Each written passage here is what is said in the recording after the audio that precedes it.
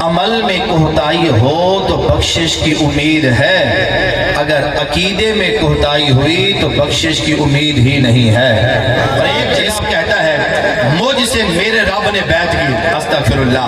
اور ایک کہتا ہے کہ حضور کے معجزات 3000 ہیں اور میرے جو معجزے ہیں وہ 10 لاکھ ہیں۔ کہ یہ بات یاد رکھیں کہ قادیانی کافر ہیں،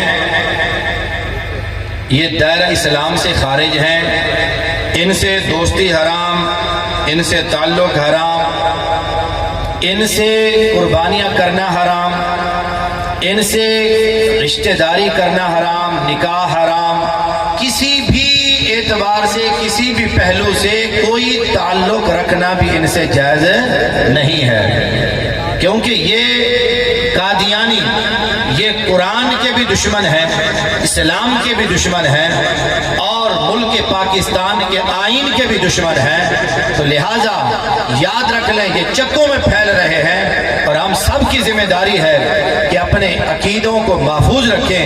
اس لیے امام ربانی فرماتے تھے، فرمایا کہ اگر عمل میں کوتاہی ہو تو بخشش کی امید ہے، اگر عقیدے میں 1901 میں نبوت کا دعویٰ کیا، 1908 میں یہ واش روم لیٹرین کے اندر جلاب دست کی بیماری میں مبتلا تھا، وہیں جلاب کرتے کرتے گندگی کے ڈھیر میں یہ عبرتناک ذلت کی موت مر گیا، لیکن اس کے ماننے والے آج بھی موجود ہیں اور اس کی تبلیغ وہ کر رہے ہیں۔ اور پھر اندازہ لگائیے کہ آج 2024 ہے تو 1908 میں وہ مرا ہے تو 100 سال سے بھی زیادہ ہو چکا ہے اور وہ فتنہ بڑھتا چلا جا رہا ہے۔ رسول اللہ علیہ السلام کے دور میں یمن میں ایک شخص اسود انسی نے نبوت کا دعویٰ کر دیا۔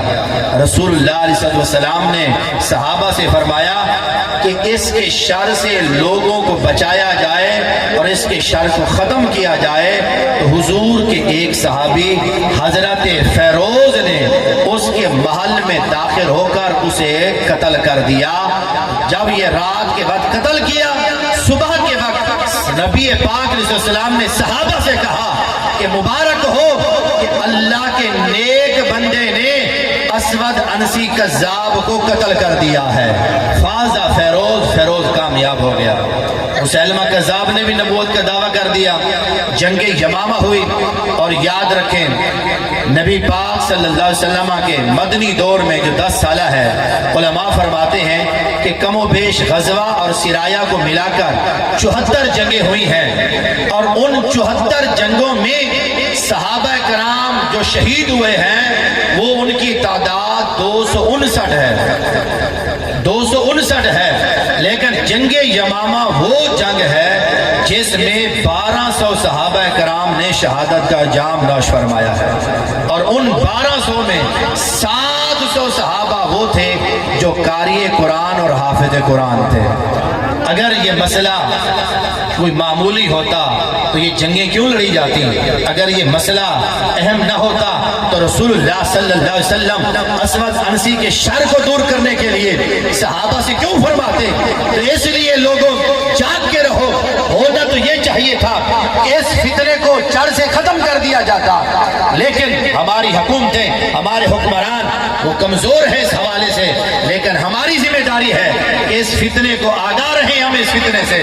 اور پھر دیکھیے قادیانی کافر جو ہے، ایک تو ہے کہ نبوت کا دعویٰ کرنے کی وجہ سے، اور پھر اس کی عقیدوں کو بھی دیکھو کہ اس کے کیا کیا عقیدے ہیں۔ اس میں سے معاذ اللہ وہ نبی اللہ تعالیٰ کی توہین کرتے ہوئے ان کا نبی کانا، ان کا نبی دجال، کذاب غلام احمد جو تھا قادیانی، وہ کہتا ہے معاذ اللہ استغفر اللہ، اب اللہ تعالیٰ کی توہین کرتے ہوئے کہتا ہے کہ اللہ نے مجھ سے کہا اے مرزا تو مجھے میری اولاد جیسا ہے۔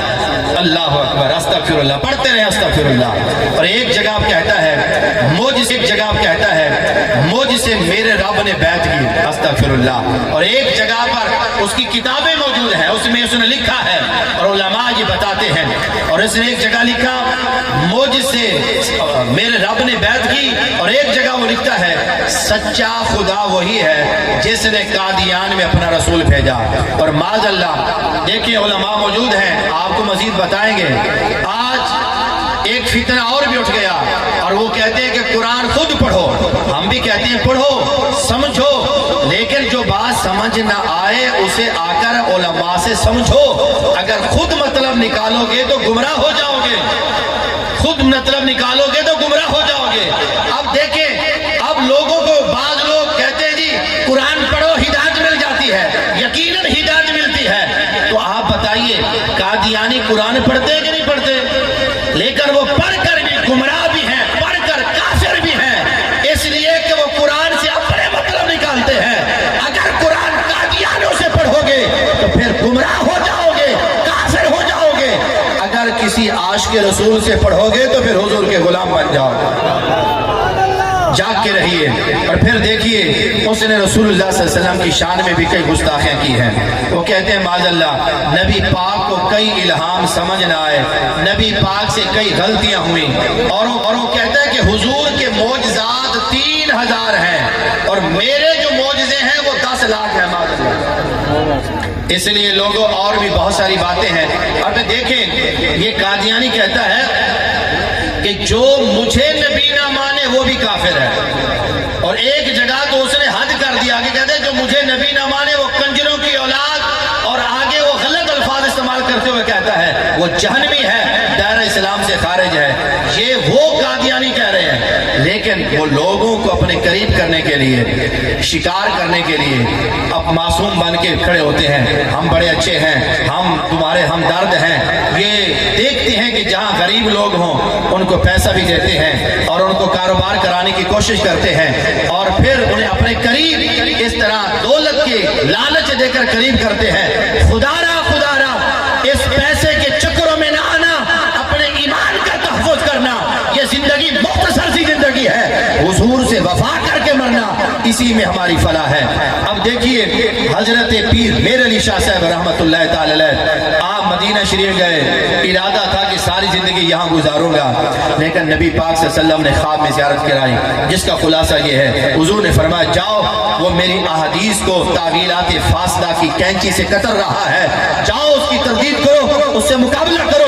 पीर मेहर अली शाह साहब आए, आपने शम्सुल हिदाया किताब लिखी और उन कादियान में थरथरम मच गई, हलचल मच गई कि ये हमारे खिलाफ बहुत ज्यादा बोला जा रहा है। तो उन्होंने फिर क्या किया, अपना वफ्द भेजा, जाओ पीर मेर अली शाह साहब से कहो कि हमारा नबी जो है, ये जो कादियानी है गुलाम अहमद, ये और आप दोनों को बिठाएंगे और दोनों आप तफसीर लिखेंगे, जिसकी तफसीर अच्छी होगी वो सच्चा होगा, जिसकी तफसीर अच्छी ना होगी वो झूठा होगा। बादशाही मस्जिद में वक्त हो गया लेकिन वो ना आया।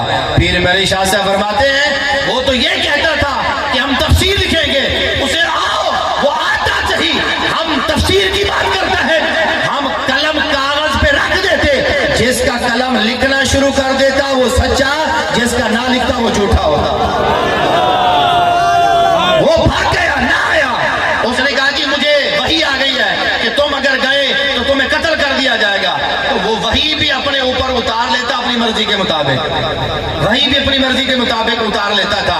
अब देखिए फिर क्या हुआ, अब फिर उनका वफ्द आ गया, उन्होंने कहा जनाब फिर ऐसा करते हैं कि एक नाबीना, आपकी एक नाबीना, 2 नबीने आएंगे, जो हम ले आते हैं कोड़ी वाले को, जो उसे बीना कर देगा, आंख वाला कर दे, रोशनी ले आएगा, कोड़ी के मर्ज को ठीक कर देगा, वो सच्चा होगा, और जो ठीक ना कर सकेगा वो झूठा होगा।